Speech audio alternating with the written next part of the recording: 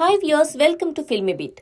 Tollywood king Akkineni Nagarjuna ప్రస్తుతం తన సినీ కెరీర్లో కీలక మైలురాయిగా నిలిచే తన 100వ సినిమా కోసం సన్నాహాలు చేస్తున్నారు. ఇప్పటి వరకు 99 సినిమాల్లో నటించిన నాగార్జునకు ఈ సినిమా చాలా స్పెషల్గా మారబోతోంది. ఈ చిత్రం ఆయన కెరీర్లో ఒక ల్యాండ్ మార్క్ మూవీగా నిలుస్తుందని ఇండస్ట్రీ వర్గాలు చెబుతున్నాయి. ఈ నేపథ్యంలోనే ఈ సినిమాకు సంబంధించిన ప్రతి అంశాన్ని నాగార్జున చాలా జాగ్రత్తగా పరిశీలిస్తున్నారని సమాచారం. ఇప్పటికే ఈ ప్రాజెక్టుకు సంబంధించి పలు వార్తలు సోషల్ మీడియాలో చక్కర్లు కొడుతున్నాయి. ముఖ్యంగా ఈ సినిమాకు లాటరీ కింగ్ అనే టైటిల్ ఫిక్స్ అయిందని టాక్ నడుస్తోంది.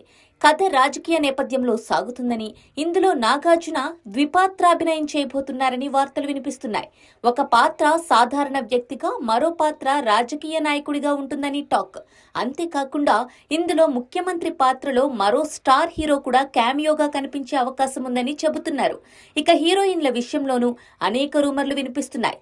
సీనియర్ నటి టబు ఇందులో నటిస్తోందని వార్తలు రాగా, అనారోగ్య కారణాలతో ఆమె తప్పుకున్నట్లు కూడా తెలుస్తోంది. ఈ నేపథ్యంలోనే లేడీ సూపర్ స్టార్ నయనతారని తీసుకోవాలని మేకర్స్ అనుకుంటున్నట్లుగా ఇటీవల వార్తలొచ్చాయి. బాస్ చిత్రంలో వీరిద్దరి కెమిస్ట్రీ అదిరిపోవడంతో ఈ జంట బాగుంటుందని ప్రేక్షకులు కూడా అనుకున్నారు. ఇక ఈ లిస్ట్ లో తాజాగా మరో స్టార్ హీరోయిన్ పేరు వినిపిస్తోంది. ఈ మూవీలో అనుష్క శెట్టి కీలక పాత్రలో నటిస్తున్నారట.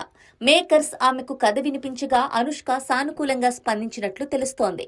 టాలీవుడ్ లో నాగార్జున అనుష్క కాంబినేషన్ కు సెపరేట్ ఫాలోయింగ్ ఉంది. అనుష్క తొలి సినిమా సూపర్ లో నాగార్జుననే హీరో.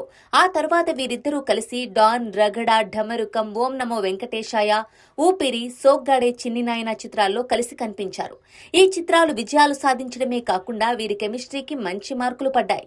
ఈ నేపథ్యంలోనే నాగార్జున 100వ చిత్రంలో అనుష్క శెట్టి నటించబోతోందన్న వార్తలతో అక్కినేని అభిమానుల్లో ఉత్సాహం నెలకొంది.